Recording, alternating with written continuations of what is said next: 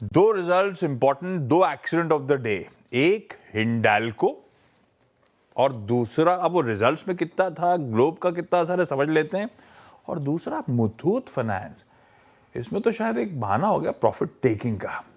दोनों की डिटेल समझ लेते हैं आशीष से। आशीष, गुड आफ्टरनून भाई। दोनों एक्सीडेंट ऑफ द डे की मैपिंग करी जाए। Good afternoon. और जैसे कि आपने बताया कि मुथूट, ये तो नंबर किसी भी लिहाज से आप देखें तो बिल्कुल कमजोर थे ही नहीं, कोई भी नेगेटिव इम्पैक्ट यहाँ पर आपको नतीजों में देखने को नहीं मिला।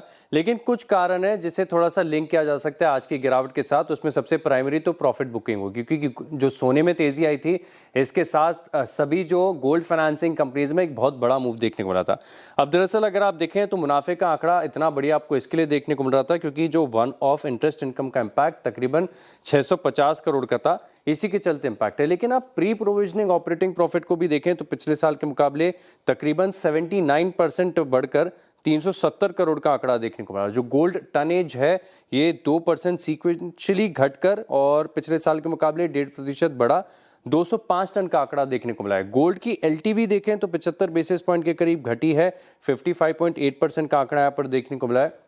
और जो मैनेजमेंट का कॉल हुआ, इसमें एक खास बात डिस्कस की गई और जो कि बहुत ही स्वाभाविक है कि जो गोल्ड लोन है इसमें ग्रोथ सोने की कीमतों के साथ नहीं आती है। जब लोगों को ज़रूरत होती है, लिक्विडिटी की नीड होती है, तब इसी के साथ ग्रोथ आती है। तो ये ज़रूरी नहीं है कि जो सोने की कीमतें घट रही हैं इसका इम्पैक्ट यहाँ पर डिसबर्समेंट पर किसी भी प्रकार से देखने को मिलेगा।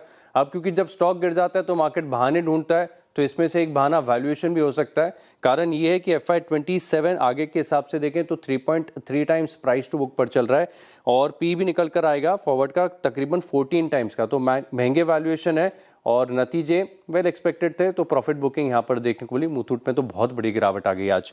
अब बात करते हैं हिंडाल्को की। तो कल नोवेलिस के नंबर्स के बाद काफ़ी हद तक हमें आइडिया लग ही गया था कि कंसोलिडेटेड नंबर्स आपको कमज़ोर साइड पर ही देखने को मिलेंगे। लेकिन यहाँ पर चौंका दिया इसके लिए क्योंकि एल्यूमिनियम एबिटा ये मार्केट के अनुमान से कम देखने को मिला और कंसोलिडेटेड बेसिस पर जो सीक्वेंशियल तौर पर एबिटा का डिक्लाइन है ये ऑलमोस्ट 11% था। और जो नोवेलिस की अर्निंग्स है, क्योंकि वो फायर इंसिडेंट हुआ तो बड़ा नुकसान है, अब आगे इसकी भरपाई देखने को मिलेगी। लेकिन इसी के साथ एक दिक्कत की बात है कि नेट डेट ये बहुत ज़्यादा बढ़ गया। अब अगर आप देखें तो जिस प्रकार के नेट डेट के आंकड़े हैं, आगे मैनेजमेंट कैसे कंट्रोल करेगा, बड़ा फोकस में रहेगा। और जो शिपमेंट्स हैं यहाँ पर भी आप देखें तो सीक्वेंशियल तौर पर पिछले साल के मुकाबले दोनों हिसाब से गिरावट देखने को मिली। वैल्यूएशन तो हिंडाल्को के इतने महंगे नजर नहीं आते। 7.4 टाइम्स EV एबिटा है और 1.7 टाइम्स प्राइस टू बुक है। FY27 के आंकड़े बता रहा हूँ, लेकिन क्योंकि फायर इंसिडेंट और नेट डेट के कारण आप देखें तो हिंडाल्को में बड़ी गिरावट आई। मुथूट के नंबर्स अच्छे थे लेकिन मार्केट ने अपने कारण ढूंढ लिया। ठीक है, तो शुक्रिया आशीष जानकारी के लिए, क्यों हिंडाल्को टूटा और मुथूट में क्यों गिरावट देखने को मिल रही है। लेकिन नीरज जी, हिंडाल्को को तो का पता था कि नंबर्स खराब आएंगे और इस तरीके के रिएक्शन, लेकिन नेगेटिव सरप्राइज हो गया मुथूट फाइनेंस को लेकर। जैसा कि अभी आशीष भी बता रहे थे, रिजल्ट्स किसी भी पैरामीटर पे खराब नहीं, फिर ऐसा रिएक्शन और थोड़ी गिरावट नहीं, 12% करेक्ट हो गया आज के एक ही सेशन में। कैसे देख रहे हैं आप इस गिरावट को? क्या लग रहा है, एक मौका है अपने पोर्टफोलियो में ऐड करने का या फिर थोड़ा भी वेट करें? आपकी राय क्या होगी? मुथूट फाइनेंस वैल्यूएशन वाइज एक एक्सपेंसिव स्टॉक था, बिकॉज वो अपनी एवरेज वैल्यूएशन 3 टाइम बुक से ज्यादा महंगा हो गया था शॉर्ट टर्म में, बिकॉज काफी अच्छा रनअप देखने को मिला था उसमें। आई थिंक उसकी वजह से एक प्रॉफिट टेकिंग किक इन हुई, बट इतना ज्यादा जो गिरावट आई, आई थिंक वो थोड़ा सरप्राइज है डेफिनेटली। आई थिंक वो डुअल इफेक्ट हो गया गोल्ड प्राइजेस का और प्लस वैल्यूएशन एक्सपेंसिव है। मुझे लगता है कि आगे चलते हुए डेफिनेटली इस फॉल का आप फायदा उठा सकते हैं, बिकॉज अगर थोड़ी और करेक्शन स्टॉक में होती है तो आपको एक 15-20% रिटर्न वाला फिर दोबारा एक मौका मिल सकता है उसके अंदर। तो आई थिंक अगर इसको आप 3.25 भी वैल्यू करें तो इसका टारगेट 4,200 4,500 के रेंज में हो रहा था, जो आई थिंक कल 4,000 का रेट तो इसका ऑलरेडी था, तो इसलिए अपसाइड पोटेंशियल कम दिख रहा था। I think that is why ये प्रॉफिट टेकिंग जरूर हुई है इसके अंदर। बिल्कुल ठीक है।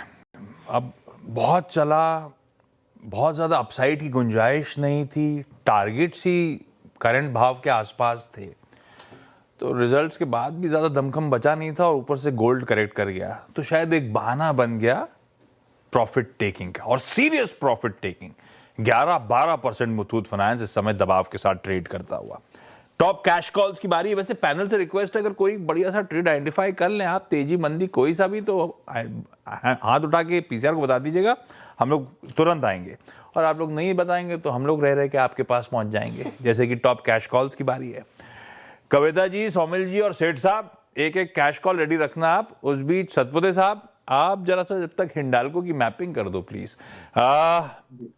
रिजल्ट्स पता था खराब आएंगे, तो शायद रिजल्ट से ज्यादा मामला गड़बड़ा गया कि वो फ्लैश सेल ऑफ था कल, अक्रॉस कमोडिटीज पेन में थे। तो हिंडाल्को वैसे भी अगर रिजल्ट ना भी होते तो आज गिरने का कैंडिडेट तो बन ही गया था। चार्ज कैसे बैठ रहे हैं 900 के आसपास? आशीष जी, देखिए हिंडाल्को का चार्ट अगर आज की बात करें तो सबसे इंपॉर्टेंट लेवल जो मैंने सुबह भी मेंशन किया था वो था 915 का। अब ये 915 क्या है, ये इसका 50 डीएमए है। उसके पहले अगर आज आप देखिए, इसका एक कंसोलिडेशन था जो करीबन 950 के आसपास था। तो ये सीधा 950 का लेवल तोड़ के 50 डीएमए पे आके बैठ गया। जिस तरह से पैटर्न बन रहा है, जिस तरह से यहाँ पे ओपन इंटरेस्ट है, तो ये शॉर्ट साइड का इंडिकेशन दिखता है। तो मुझे लगता है 915 के नीचे ये सेल साइड का ही ट्रेड है। सुबह भी कुछ 925 का स्टॉप लॉस बोला था, वो अभी भी इंटैक्ट है। जैसे ही मुझे लगता है ये 915 के नीचे ट्रेड, जो कि अभी फिलहाल शुरू कर रहा है, कि ट्रेड ही कर रहा है, तो नेक्स्ट टारगेट आएगा पहला 900 जहां पे पुट राइटर है, लेकिन चांसेस है 860 तक ये गिरेगा। 860 क्या है, इसका 100 डीएमआई।